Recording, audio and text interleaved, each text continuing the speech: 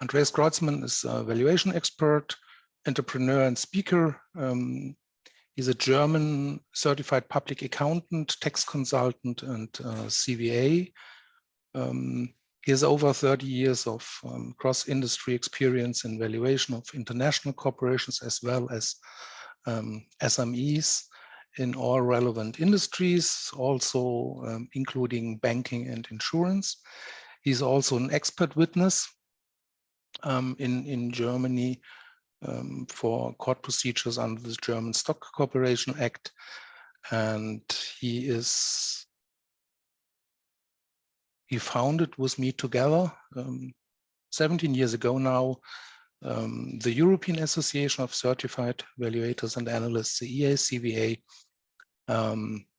and we established the CVA accreditation in Europe. And one of his favorites, one of his focus topics is soft skill. And yeah, let's turn into the soft skill arena to sell our products or to get better prices for our products.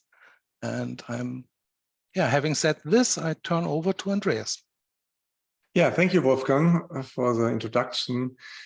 Maybe you feel the same way I do. The pandemic has changed my work processes. This applies to both service delivery and training as well.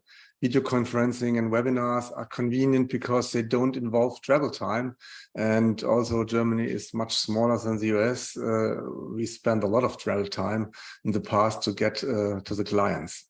Personal contact, face-to-face meetings are valuable. And in a few weeks, we will have the super conference in Salt Lake City in the hills.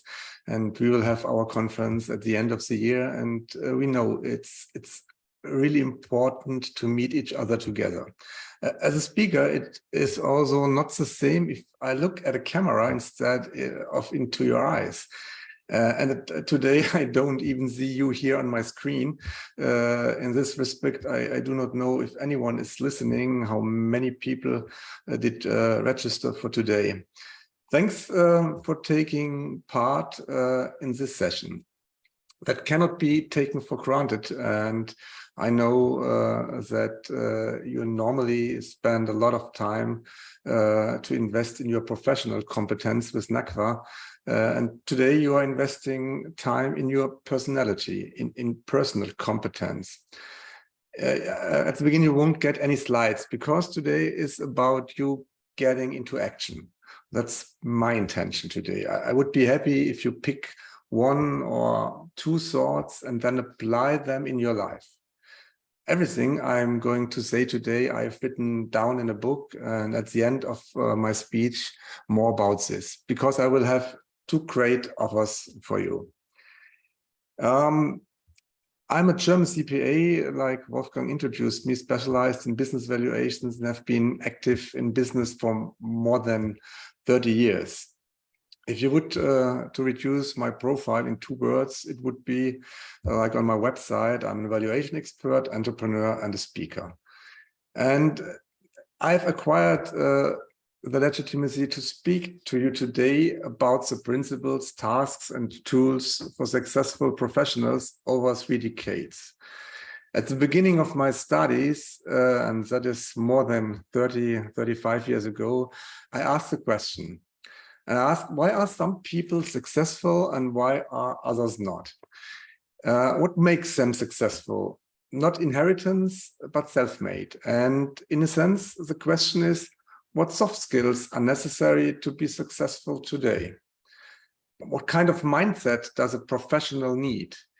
And I've read a lot of books and attended seminars, and these books and seminar deals with topics of success, personality development, marketing and sales, rhetoric, psychology, management, as well as self-management and personal productivity. And I first wrote an essays on this subject in 2006 in our German valuation magazine, Bewertungspraktiker, and a book in 2019 and the English translation in 2022. Today, I will probably polarize one or other of you with my statements, maybe even provoke. Many thoughts are probably familiar to you. I think you will say, yes, I've heard this and I know this, but there will also be new thoughts. And make it like a buffet in a restaurant. Try things that you may not like at first. That means for the next minutes, are these principles, tasks, and tools useful or practical for you?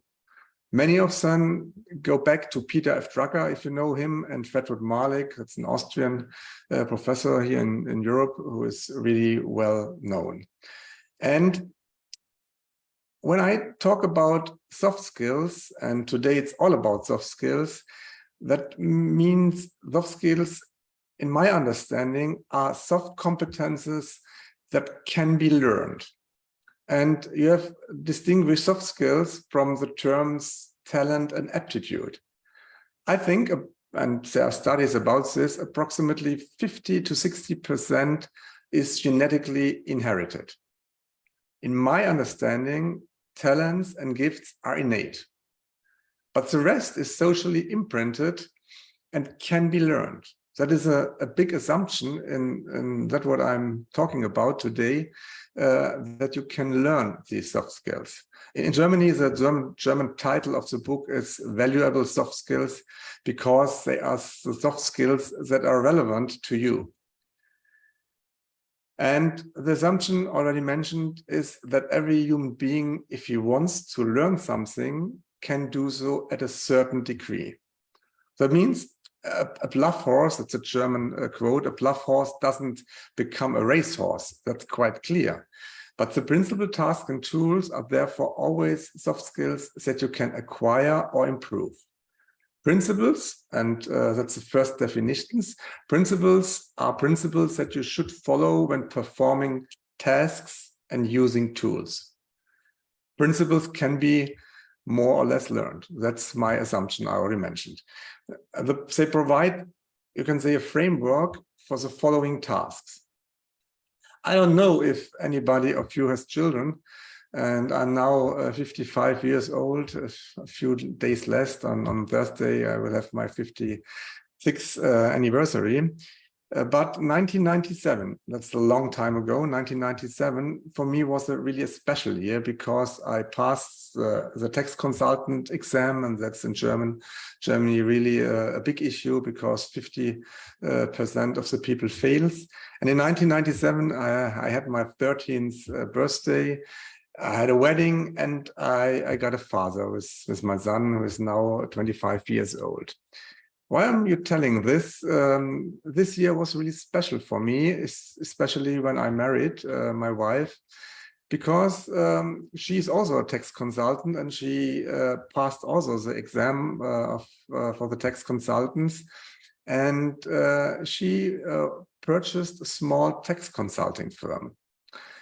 And you can see, okay, it's quite normal. Women a long time ago want to be independent, want to earn their own money. But if you have a baby and you are buying a small tax consulting firm with 8 people, it's really a big challenge to care about your little child, and also to perform as a woman in an area which is dominated in Germany with men, in a new area, in a new company. And why I'm telling you this, because after 20 years, when our marriage failed, and I'm now happily divorced and have a new life partner, many people, when a marriage will be divorced, they are not self-responsible. And this is the first principle I want to share with you. It's self-responsibility. Because the principle of self-responsibility is becoming increasingly important in a time when others are to blame. And that's all around the world. You are, in my opinion, you are at this exact point in your life today because of decisions you have made or not made in the past. Who is responsible for your life? Others or you? And in my understanding, you can do everything, but everything has consequences. And you compare prices if you do it or if you don't do it.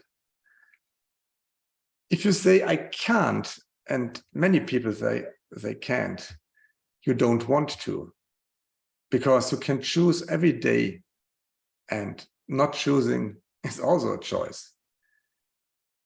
There are underlying decisions and rejective alternatives.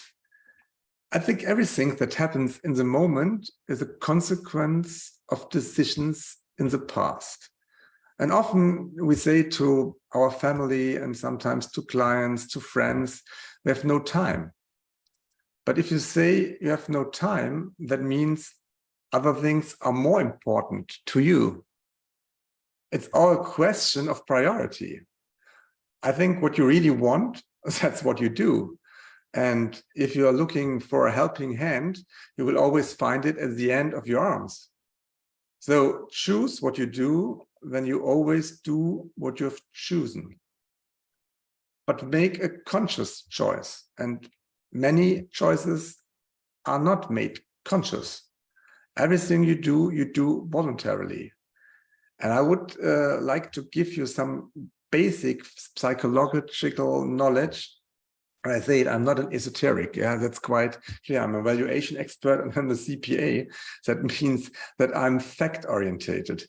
But this psychological knowledge on the next slide is very helpful. And I'm relatively sure you have heard the one or the other things about this psychological knowledge I will present on the next slides. The first, and it is in a strong relationship with the self-responsibility, is the law of cause and effect. That means everything has a reason and every effect has its specific cause. Aristotle believed that we live in a world governed by laws and not by chance. He explained that there's a reason for everything, whether it is known to us or not. And there are one or more causes for every effect. Every cause or action has some effect. We do not always recognize the cause. And I think based on this premise, success is no coincidence. Success has nothing to do with luck. Everything has a reason. However, this reason is not always apparent to everyone. You reap what you sow is a well-known saying from the Bible all across the world. You know that. And if you listened to Newton's third law in school, also known as the principle of interaction, the principle of counteraction, or the principle of reaction, actio equals reactio, states for every action there is an equal and an opposite reaction. That means everything has a cause and every effect has its specific cause. There's the first poll question. I hope you will still share my thoughts. Come back. Everything has a cause and every effect has its specific cause. Success is not a matter of chance, and thoughts are causes and circumstances are effects. That means by changing your way of thinking, you change your in one moment, all in your life, sometimes in a one fell swoop. You become what you think most of the time, and what you feel and how you react is not determined by what happens, but by how you think about it. And now you are, I mentioned it, on this point in your life because of your decisions in the past. That means as well, you yourself determine your feelings and behavior by the way you perceive your environment and how you think about the things you encounter.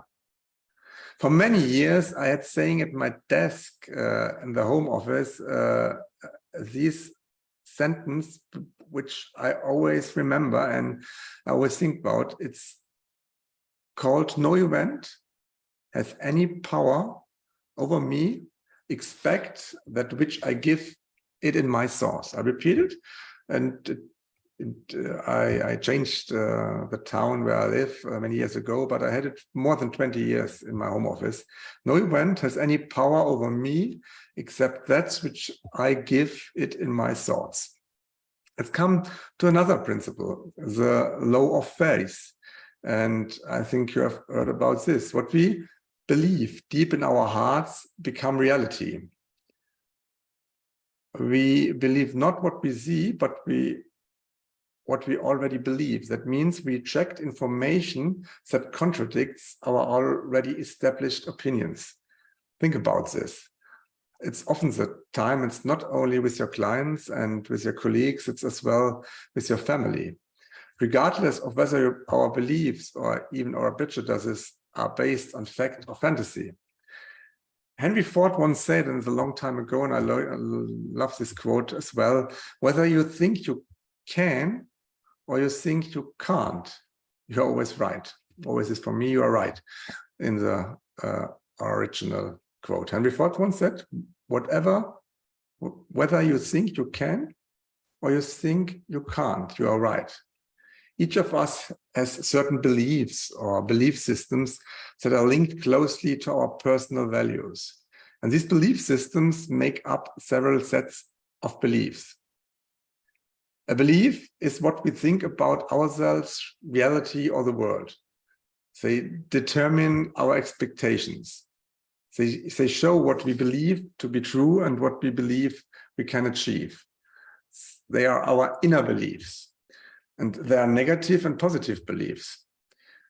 I make an example. If a CPE deals exclusively with embezzlement audits or is essentially involved with cybercrime, they will likely rarely see the good in people.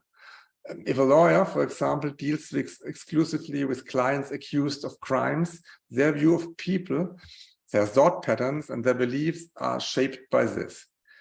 That means professionals who are confronted predominantly with negative events will rarely be able to develop positive beliefs. I think this is quite obvious. It becomes particularly critical when this group of people then transfer their personal life to their private life. I think there will be problems you won't have if you always think negative. And I don't know if you know of famous French pharmacist, Emile Coué. He is telling in a quote, "I'm getting better and better day by day in every way." That's a so-called autosuggestion. I will come back to autosuggestions later on. Repeat it. Every thought has a tendency to become reality. And there are several examples of negative beliefs.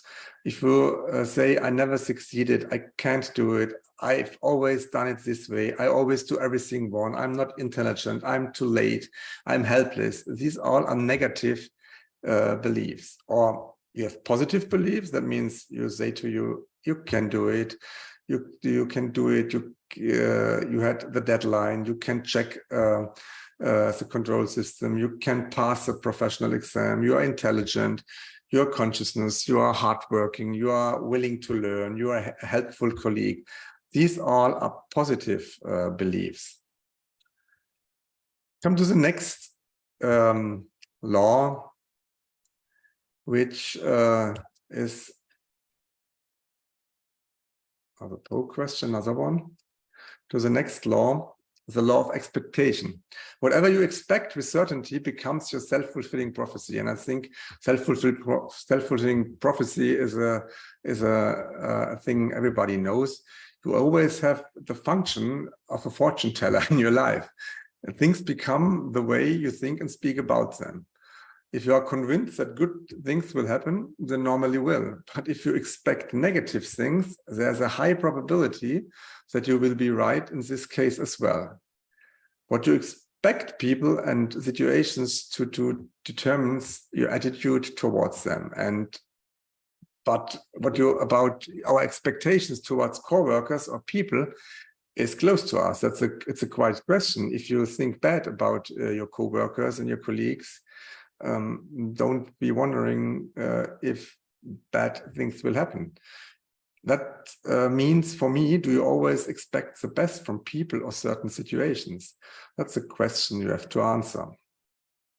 Let's go to another law, the law of attraction. And this law is also really interesting because what's the intention behind of the law of attraction? You are like a living magnet. This means that in your life, you will inevitably attract those people, situations, and circumstances that fit predominant to your thoughts. You attract everything in your life through your mindset and your personality. And you can change your life by changing your mindset. You have most likely heard the saying, birds of a feather flock together. And I remember a German conference for CPAs where you can really see all these CPAs at the very first sight because they look each other. And I can remember many NACVA conferences where I can say you can also identify these professionals going to a NACVA conference. The law of attraction also shows up in a completely different form. Have you ever thought intensely about a person and a few minutes later, this person called or you ran into them? I think almost everybody has this experience. Or has it ever happened to you that your counterpart yawns and you automatically have to yawn too? Or someone smiles at you and you smile back without thinking. The research of mirror neurons explains such a behavior. And mirror neurons are a resonance system in the brain that makes other people's feeling and moods resonate in the receiver. And this sense, thoughts are forces you attract into your life, what you spend most of your time thinking about. If you want to become successful, surround yourself with successful people. That's my recommendation. And I have another law, the law of correspondence, and it also deals with the first principle, self-responsibility.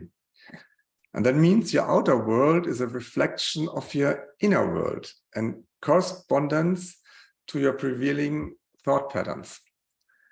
Since our outer world is in every way a reflection of our inner world, we often encounter only that which corresponds to our innermost beliefs. And that means if you want to change, we have to start inside our thinking. Our relationships always reflect the personality we are inside. And our attitudes, our health, and our material conditions are reflections of how we think in these areas. Nothing changes unless I change, Nikolaus B. Enkelman, a famous German personality trainer, says in his seminars. And I quoted him in my book and in my articles many times. I repeat it. Nothing changes unless I change.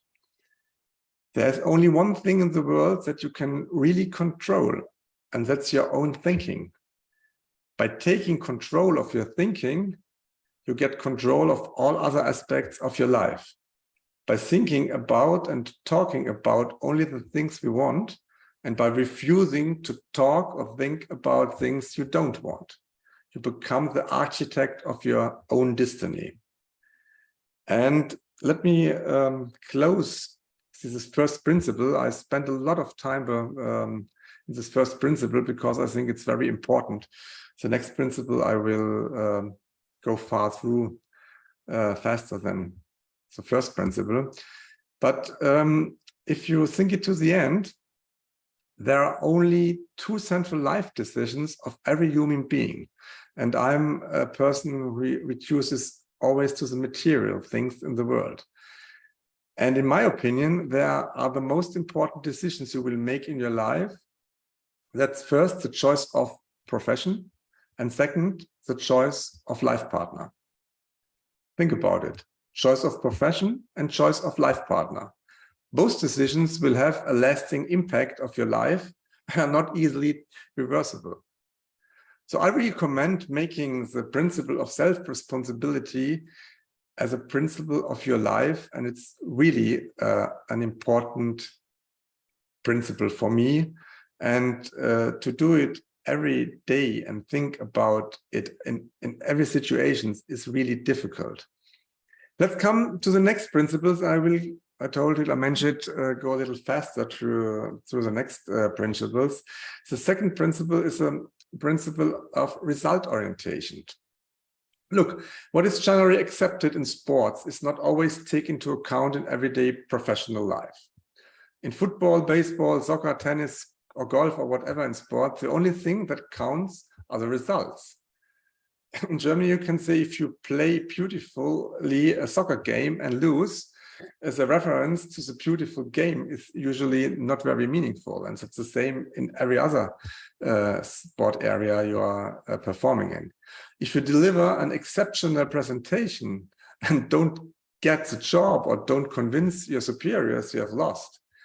This is why the principle of result orientation is so important.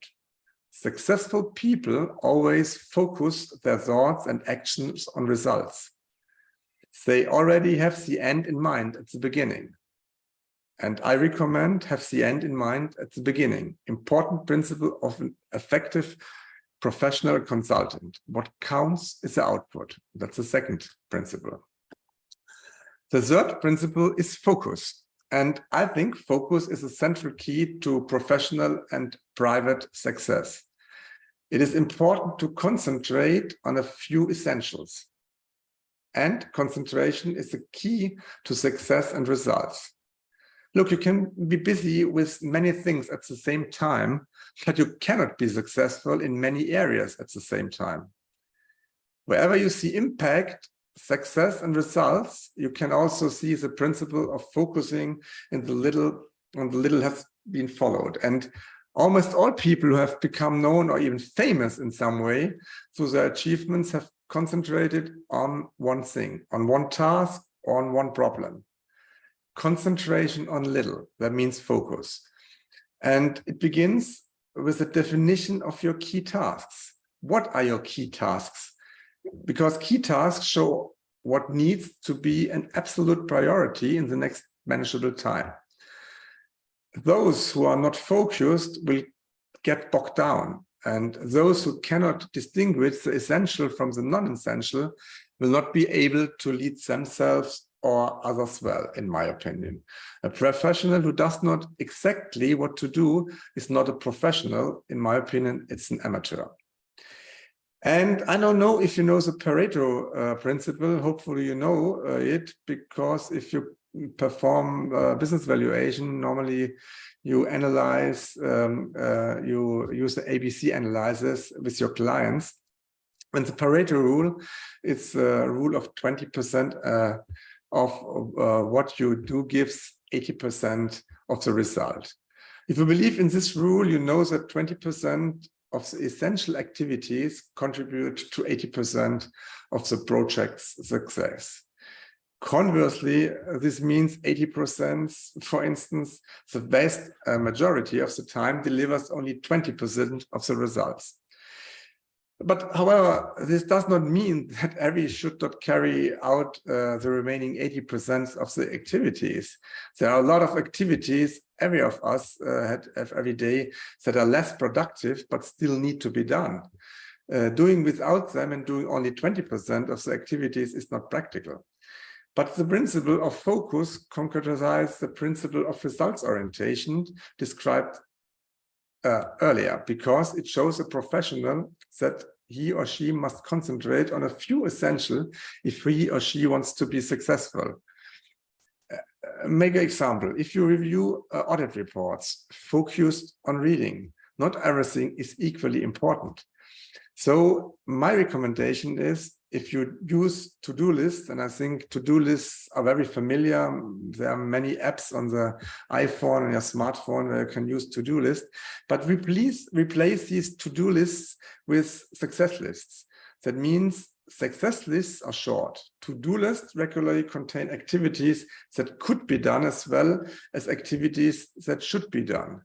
The challenge now is to do only the things that you should do. And many years ago, when I traveled to a NACVA conference, and I went to, I think it was JFK in New York. It was a trip to the West Coast, and we stopped in New York. I found a book from Gary Keller and Jay Papasan, and they have summarized the surprisingly simply truths about extraordinary success in a book called The One Thing.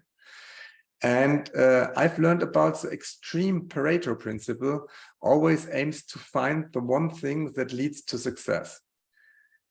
The quality of their lives is determined by the quality of the questions they ask themselves and the quality of the answers they give themselves to these questions.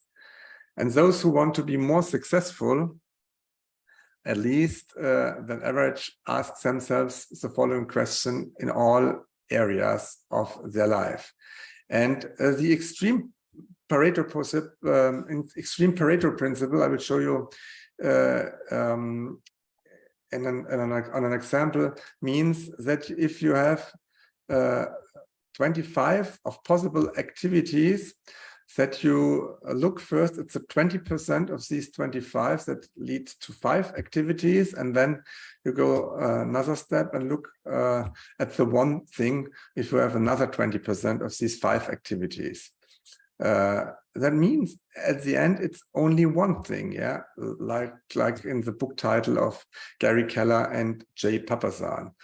And the question I mentioned earlier is the next one, and it's called, what's the one thing I can do such that by doing it everything else will be easier or unnecessary? What's the one thing I can do such that by doing it everything else will be easier or unnecessary? And if you look at the different areas of your life, for example, spiritual life, for your physical health, for your personal life, for relationships, for your job, for your business, and for your finance, and you're always looking for the one question and the one thing, you see, it's hard to concentrate because you have many more areas than only in your business.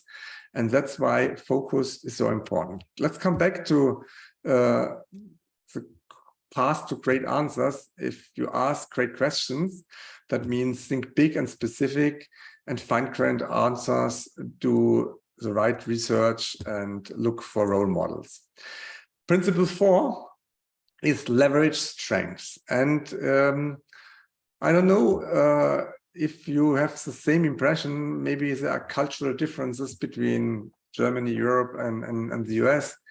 But I think it is important to use strengths that already exist. Why focusing on strength is so important is easily to understand if you look at our school systems.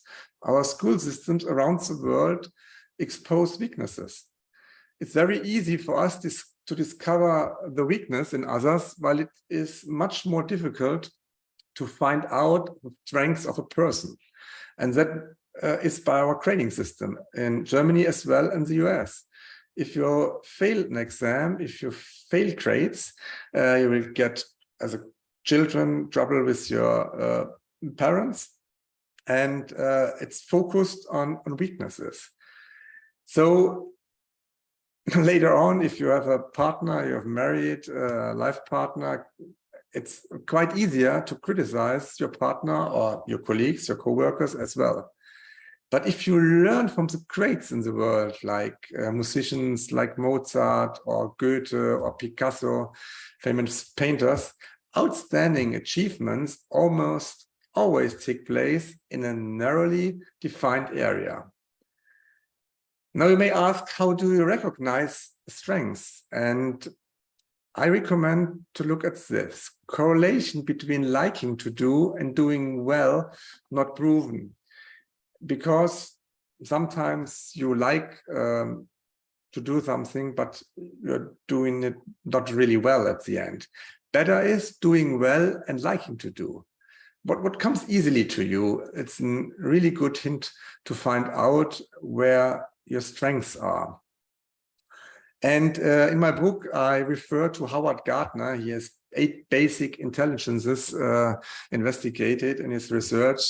and you have to look for your own intelligences and talents to determine this. And there's a test in where you can find it. What I found out, look, professionals in the business valuation area normally have not strengths as well in linguistic and in logical mathematical intelligences, because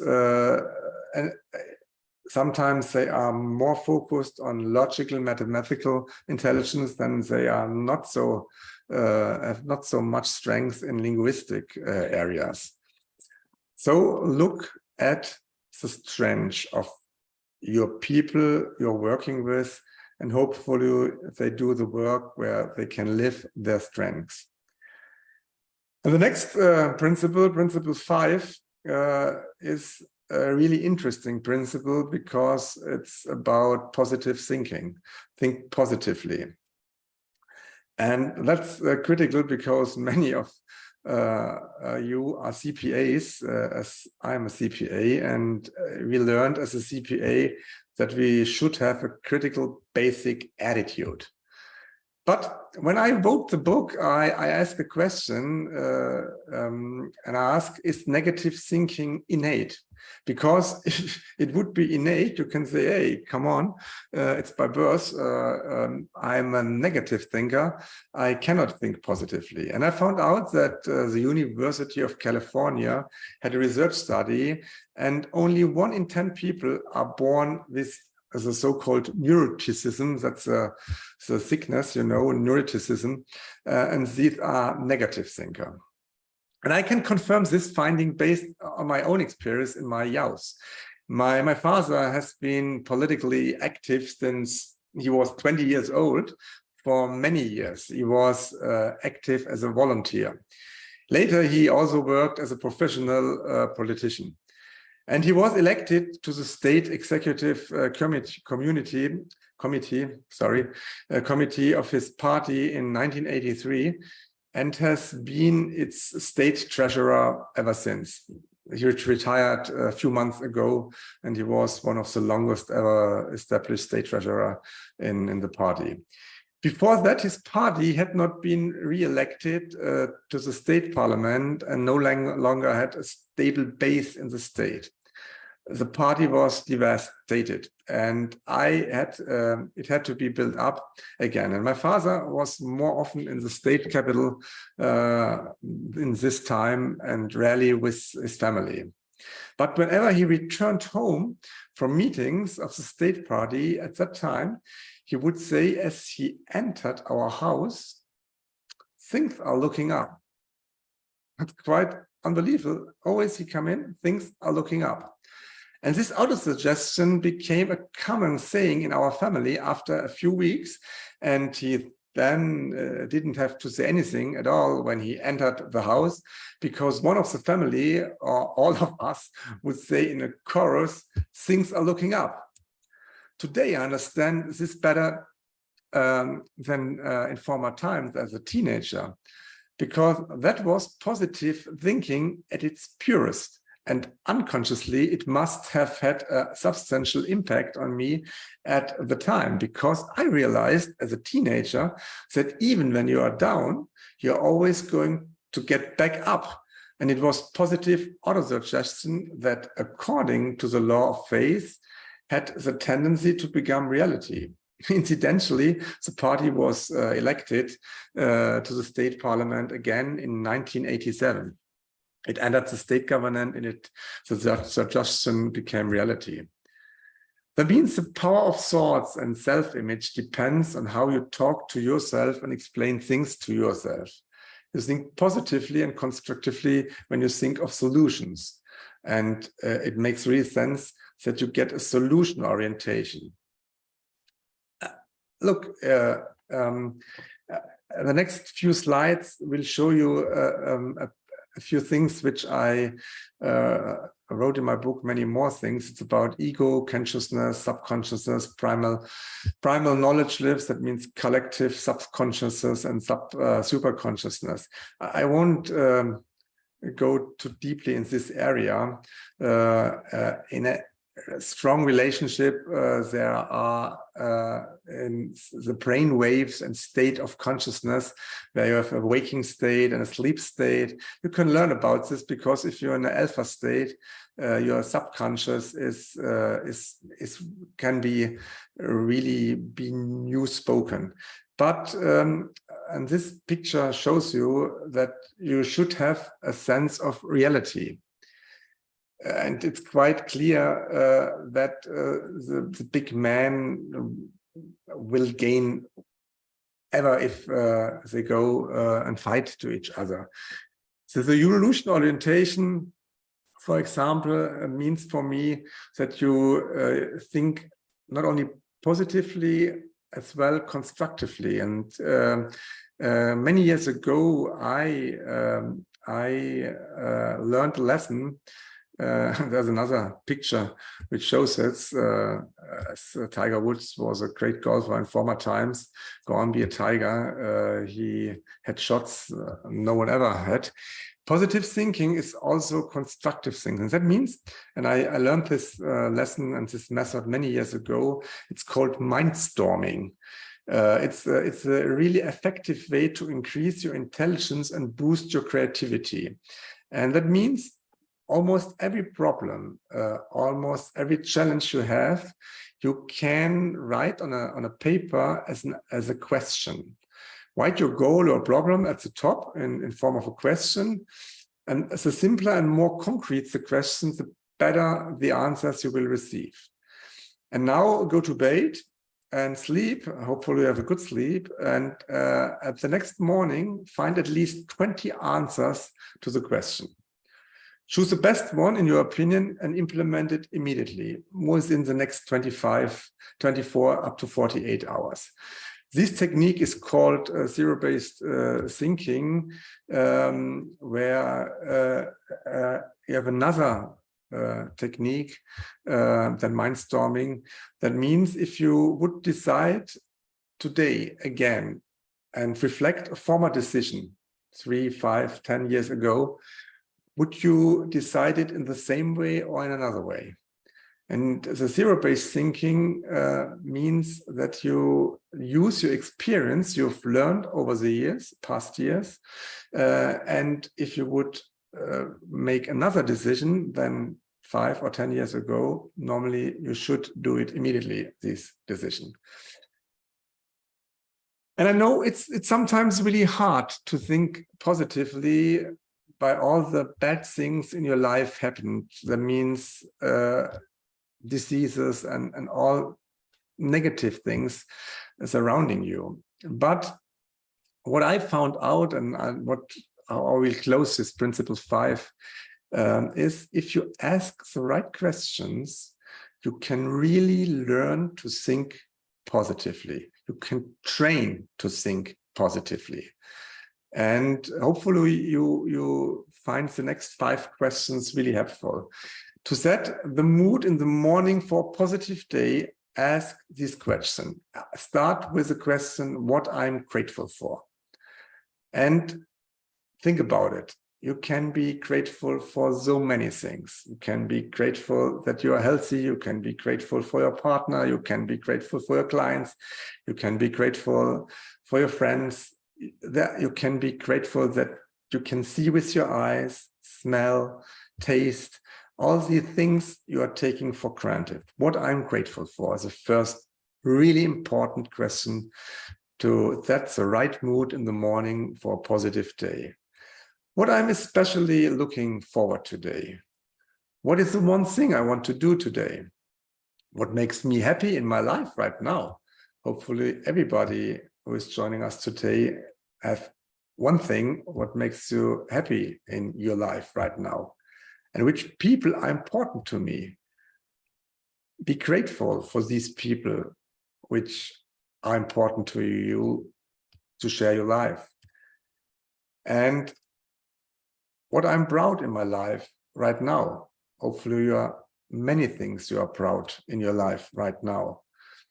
And to attune in the evening before sleep, you can ask again what I'm grateful for. It's really a wonderful question to focus on positive thinking. What have I learned today? What successes did I have today? How can I use the day as an investment into my future? What was the one thing I worked on? All these questions help you to think positive. And I will finish the last principle. It's called action orientation. And I think only those who act will be successful. Entrepreneurs normally act. Successful people are action oriented. For this reason, successful entrepreneurs do the right things at the right time, in my opinion. Certainly, this principle is easier said than done, especially in larger companies. There are clear hierarchies, and anyone who oversteps them should be prepared to face negative consequences. I'm aware of this. But action is not really desired equally everywhere. But what is it that drives a person to act? In my book, I give a lot of information to find out what people drives or what a person's to act. And you have already heard about this in this context. The avoidance of pain and the creation of joy are closely related. People aim to bring about those events that lead to positive emotional states and either striving for something that's called appetence in the psychology or avoiding it. That means aversion. But why do people act? That's an overall question. And according to a study of Stephen Rice, he found out that everyone has 16 basic needs of people can be assigned to certain life motives. And the Rice motivation profile, RMP, clearly shows which values and personality traits a person has. And I don't want to go closer today, but you find in the book a lot of helpful things. And every year when we have New Year's Eve, I'm looking at these 16 motives and look if there is a change in the priority of these motives. Normally they are very stable. Now I have children who are 25 and 21 years old. They live their own life. In former times, family has a much more important motives than now. Now I'm looking with my life partner and share time with her, but the time spent with my adult kids is much less than in former times. Okay, this was here's a small picture with the 16 life motives. I'd already mentioned I won't get closer at this point to this. Let's come to the next title of our session today. It's about tasks. I mentioned principles should be followed when performing the task and using the tools. They provide a framework for the following task. And I only focus on one task and not on the other. I only will show the slides for the other tasks because the one task I think is a really important task. In my opinion, these are key tasks because critical success factors that are essential and decisive for the professional success of a professional. Those who perform these tasks poorly will not be successful entrepreneurially. I'm really convinced about this. And professionals involved in management need competencies in the following tasks. And the first task is marketing. Look, when I met Panel Black many years ago, and you know, NACVA always spent a lot of time to help you to market your services. The most important task of a successful professional is marketing. If you cannot market yourself and your company convincingly, you will not be successful in the long term. Marketing concerns everyone in the company. The acquisition of potential new clients is not transferable to business development staff.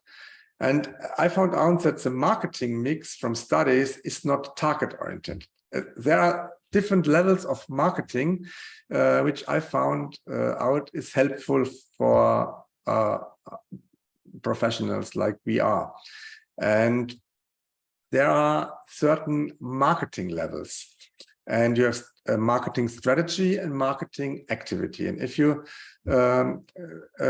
distinguish the one level is the business level about your valuation company, and the other level is a professional level. If you're not a real estate appraiser, if you're a valuation professional, I always talked again to real estate appraisers as well. That's why here you can read real estate appraiser, you're a valuation professional, normal business valuation professional. You have to market yourself as well on the professional area. And a successful marketing strategy is based on the right positioning, in my opinion. And there are three areas of strategy, marketing strategies. The first area is the brand strategy. The second is the service strategy and the price strategy. These three are the heart of the marketing strategy, in my opinion. And this applies both at the level of the professional and at the level of the company. And the cycle is intended to express that the respective strategies influence each other mutually. That means the marketing strategy will only be successful if the brand, service, and price strategy are aligned. A strategy decision is in one area influences the other two and vice versa. So let's look a little closer to the brand strategy. And in my opinion, you have an own brand as a professional, and there's a corporate brand. If you cannot sell yourself and your company convincingly, you will not be successful in the long run. As a sequence must be observed. I think first, the professional sells himself, and only in the second step, his company. That means those who believe they can hide behind the brand of a company shown their self-confidence as a manager or entrepreneur, and it's on a low level. I think these guys will not really be able to convince his clients with this, as the label of big companies, for instance, big four companies, is interchangeable. But you as a brand are not interchangeable.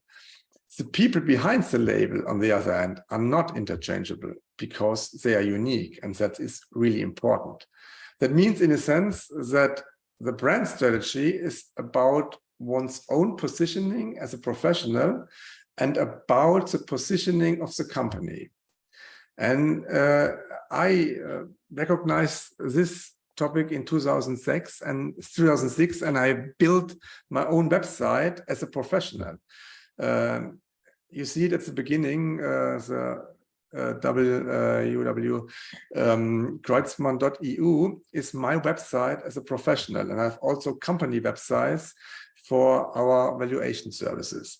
This branding at the level of one's own person is unknown to most of the CPAs in large firms, because they always promote the label of the big company and not their own label.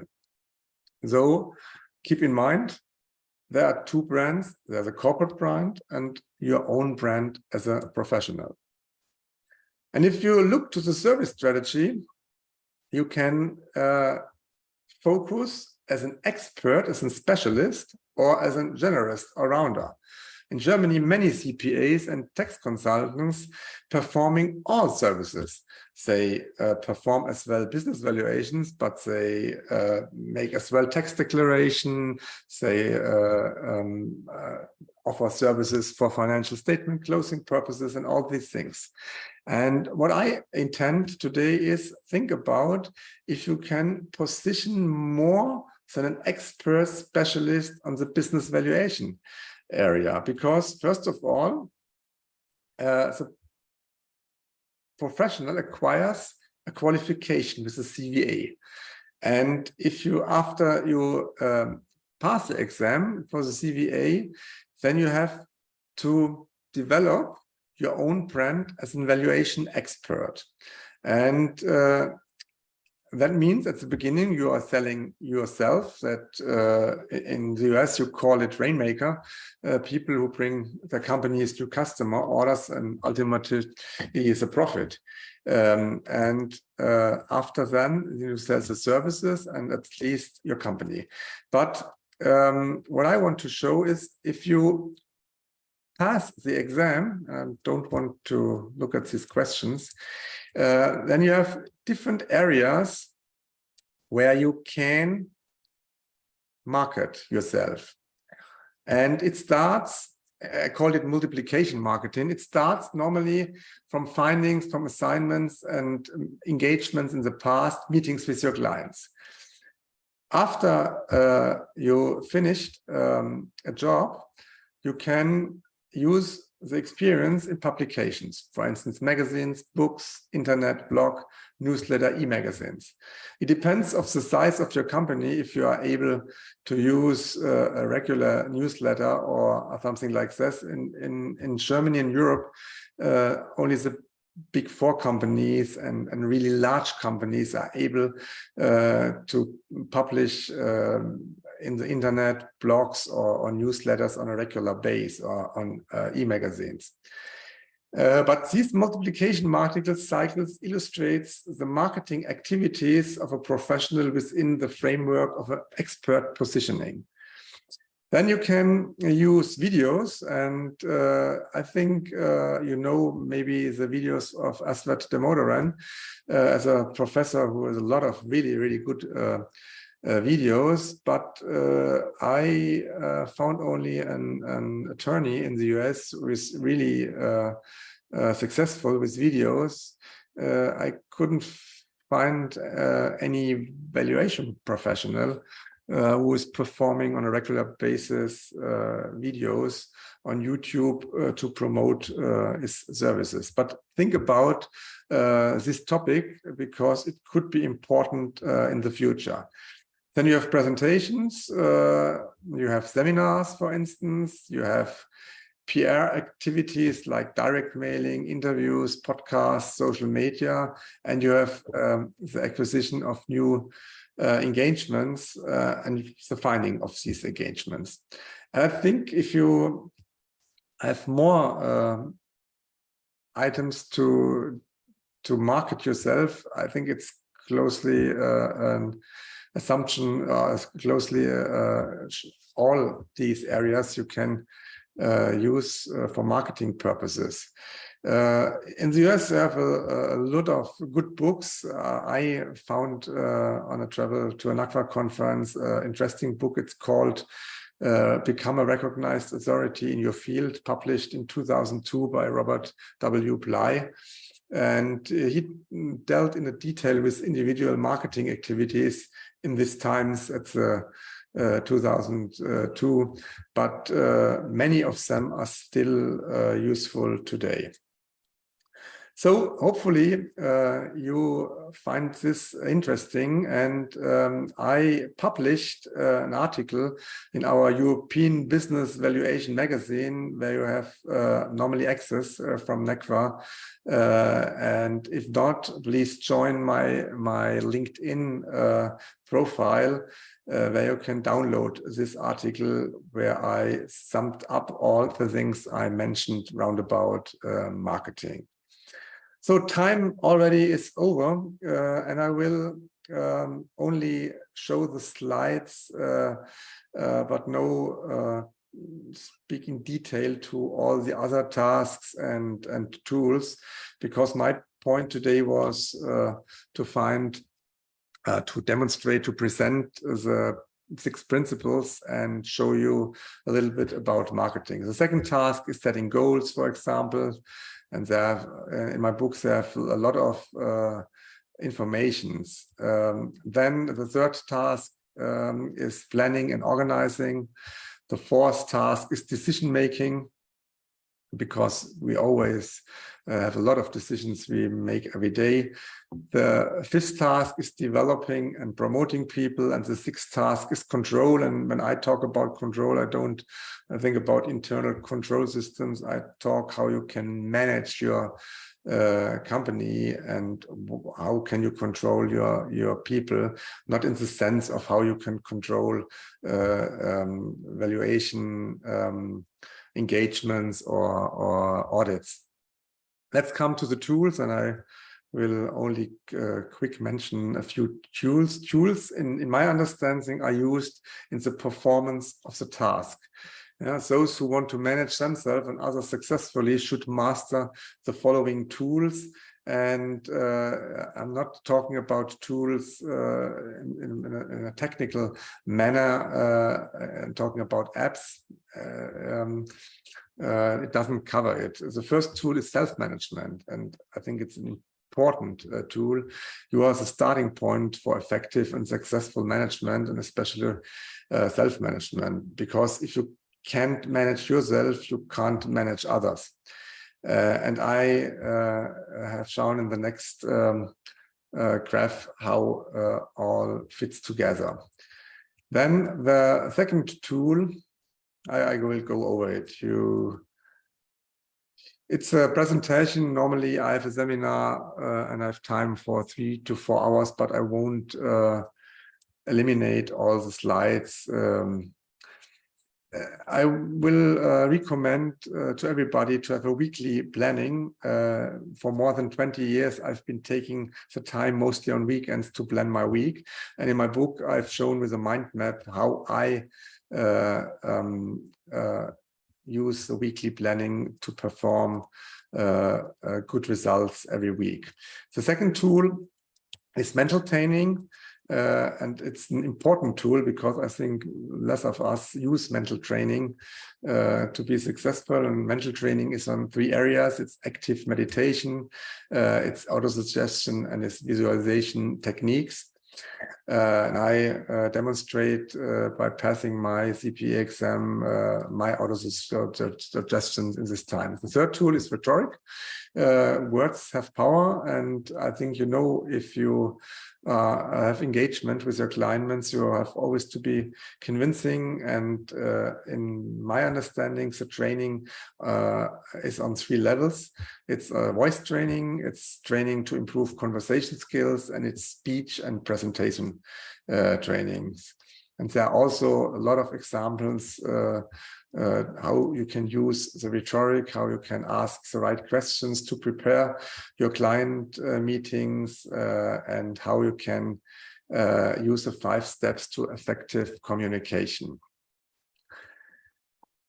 So the 4th tools are the means of communication, and they are timeless. Also, we are using now video conferences like Zoom or Teams of Microsoft, because we are reporting and we have conversations by email and so on. That this is a 4th tool, and the 5th tool is a work-life balance, and the work-life balance scorecard I recommend to be balanced. So here you can see all the principal tasks and tools, and I don't have the time to go in detail of all the tasks and tools. That was not the idea. The idea was to inspire you a little bit to improve your soft skills. And I think the principal tasks and tools presented here will make you more successful as a professional. I'm convinced about this. And you will be more successfully professionally as well as privately. It is common knowledge that learning is a lifelong process. I think everyone will accept this. And those who stand still and do not develop further will lead neither a successful nor happy life in a changing environment we have. The principles, tasks, and tools of successful professionals are timeless, in my opinion. Those who observe them and integrate it into your daily life will also be more successful, and you will be more happier. And happiness, in my opinion, comes from success. And if you succeed in aligning your life with these principles, tasks, and tools, you will be on your way to a successful and happy life. Many people believe that they have to be successful in order to be happy. They have developed the belief that happiness only comes when you are successful professionally and financially. When I wrote the book, I met the book of Sean Aker, a Harvard professor, and he has found out the opposite in his bestseller, The Happiness Advantage, based on his extensive research findings. And there are 3 points I will share at the end. And they come from Sean Aker, the Harvard professor. The first point is we become more successful when we are happier and more positive, not the other way around. We become more successful when we are happier and more positive, not the other way around. Second, happiness is a joy we feel when we realize our potential. And third, the happiness benefit is not the belief that we do not have to change, but it is the realization that we can change. We can use our brains to change how we process and respond to events. And if a professional, despite his critical professional attitude while working as an auditor, searches the world for positively, he will find happiness, gratitude, and optimism. I wish you much success in training the presented soft skills for a happy life. And I don't know, Wolfgang or Ida, if I lost all the registrants or if there are any questions we can answer now. Thank you, Andreas. Yeah, many thanks for this entertaining presentation and important messages. So we run a little bit out of time. Sorry for that. We have still many attendees. There are some comments. Great presentation, great job. Same for me. One final advice from my side.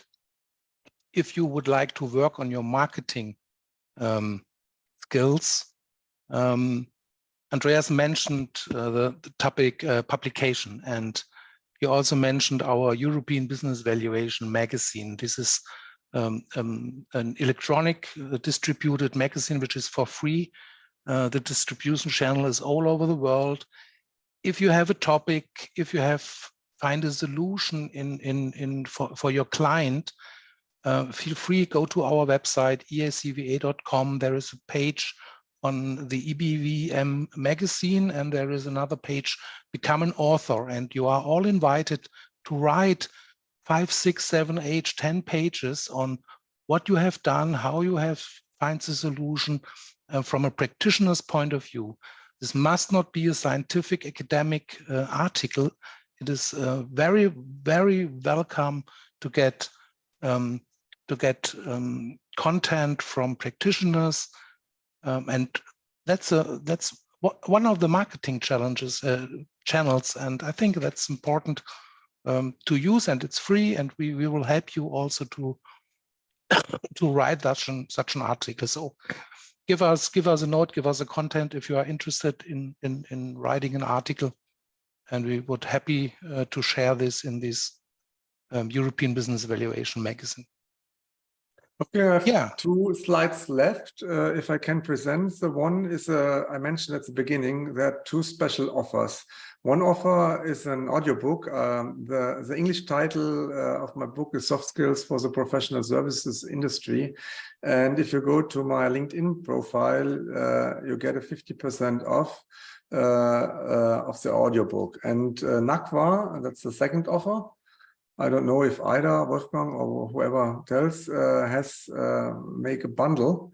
If you subscribe to Around the Valuation World International webcast for 12 months, you get a copy for this ebook. Okay, but the ebook for the printed version, I think. Yeah. Mm-hmm. So you have to write an email to. Yeah. But you can also buy my book, by Amazon or whatever. Sure. Okay. It's marketing at my own, but all I said today is in the book, and you can read it, or you can hear it in the audiobook. So I would really be happy if I could inspire you today to train, to develop your personality, and to look at really things they have nothing to do with business valuations or auditing or tax declaration or whatever. hopefully we'll see us in Fort Lauderdale. I, Wolfgang, intend to visit the next super conference in December. And if you have questions, write an email or write on LinkedIn. I will give you immediately an answer. Yeah, thank you, Andreas. One marketing aspect for EACVA, we have our conference in Berlin this year, November 13th and December the 1st. And the program is already finished, and we will have our website open, I think, in 1 or 2 weeks. Its website is called valuationconference.de.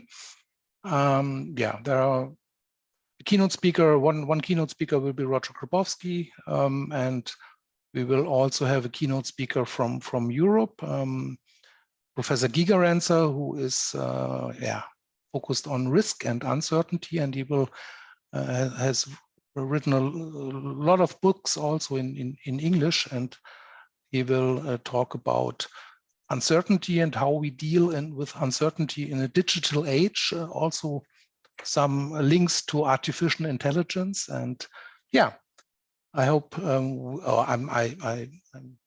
confident that we could build up an interesting program with 24 workshops and discussions and keynote speeches. So, okay, next Around the Valuation World Show will be on July 24th, and I hope to see you again. And thanks to Andreas. Thanks for your patience, and sorry for the short delay. Okay, thanks to Ida May as well for the technical support. Thank you. Bye.